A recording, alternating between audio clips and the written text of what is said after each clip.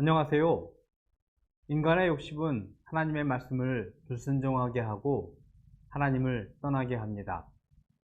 우리 안에 욕심을 잘 살펴야 합니다. 성경 말씀을 읽겠습니다. 사무엘상 15장 17절에서 23절 말씀입니다. 사무엘이 이르되 왕이 스스로 작게 여길 그때에 이스라엘 지파의 머리가 되지 아니하셨나이까.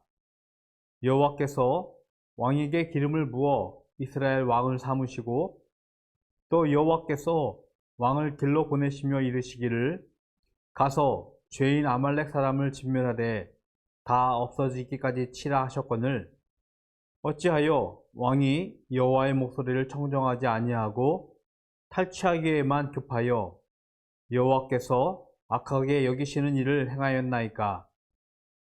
사울이 사무엘에게 이르되 나는 실로 여호와의 목소리를 청종하여 여호와께서 보내신 길로 가서 아말렉 왕 아각을 끌어왔고 아말렉 사람들을 진멸하였으나 다만 백성이 그 마땅히 멸할 것 중에서 가장 좋은 것으로 길갈에서 당신의 하나님 여호와께 제사하려고 양과 소를 끌어왔나이다 하는지라. 사무엘이 이르되 여호와께서 번제와 다른 제사를 그의 목소리를 청종하는 것을 좋아하심같이 좋아하시겠나이까. 순종이 제사보다 낫고 듣는 것이 순양의 기름보다 나으니 이는 거역하는 것은 점치는 죄와 같고 완고한 것은 사신 우상에게 절하는 죄와 같음이라. 왕이 여호와의 말씀을 버렸으므로 여호와께서도 왕을 버려 왕이 되지 못하게 하셨나이다 하니. 사울은 이스라엘의 첫 번째 왕이었습니다. 이스라엘은 하나님의 통치, 신정 국가였지만 이제 왕이 통치하는 봉공 국가가 되었습니다. 하나님은 사울 왕에게 아말렉을 치고 모든 것을 진멸하라고 명령하셨습니다. 사울과 그의 군대는 아말렉을 진멸하고 아말렉의 왕 아각을 사로잡았습니다. 그런데 사울이 하나님의 명령에 순종하지 않았습니다.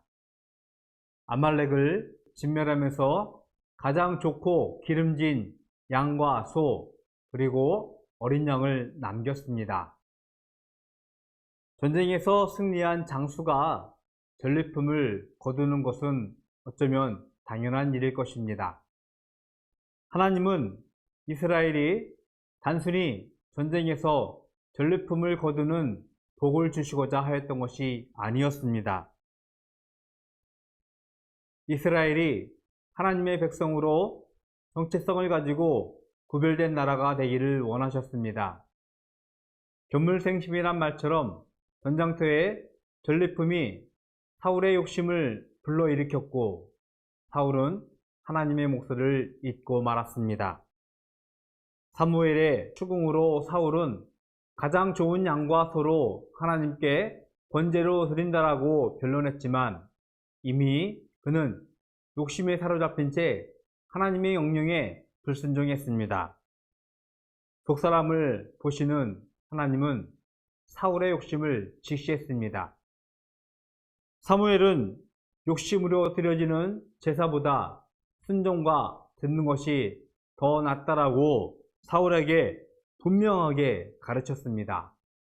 그리고 사울의 불순종을 일깨우고 하나님이 사울을 버리셨다는 하나님의 심판을 전했습니다. 여리고의 세리장 삭개오는 예수님을 만난 이후로 자신의 소유를 가난한 자들에게 나누어 주는 하나님의 은혜를 입었습니다. 자신의 생명조차 아낌없이 나누어지는 예수님의 십자가의 죽음을 우리는 기억해야 합니다. 예수님을 만날 때 우리는 비로소 우리의 욕심을 내려놓을 수 있습니다. 하나님의 말씀을 잊게 하는 우리의 욕심을 다시 한번 되돌아봅니다. 자신을 합리화하고 변론할 수 있지만 우리의 욕심은 결국 하나님의 명령을 불순종하게 하고 하나님을 떠나게 한다는 것을 기억해야 할 것입니다. 우리 마음속에 있는 욕심을 하나님의 말씀으로 처복종하게 할 수 있는 오늘 하루가 되기를 기도합니다. 바르고 다른 삶 살아가기입니다. 하나님의 말씀과 명령조차 있게 하는 나의 욕심은 무엇입니까? 그 욕심을 내려놓기 위해 먼저 할 일은 무엇입니까? 기도하겠습니다.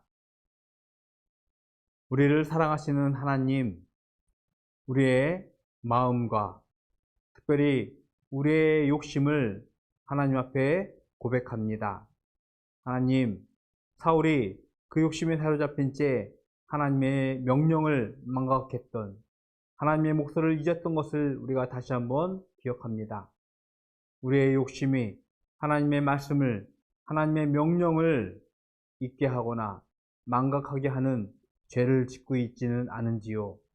하나님의 말씀으로 우리의 마음과 욕심을 처복종하게 하여 주시옵시고, 우리를 비움을 통하여서 하나님을 따라가는 하나님의 백성의 삶 사는 자들이 될 수 있도록 축복하여 주시옵소서. 예수 그리스도의 이름으로 기도드렸습니다. 아멘.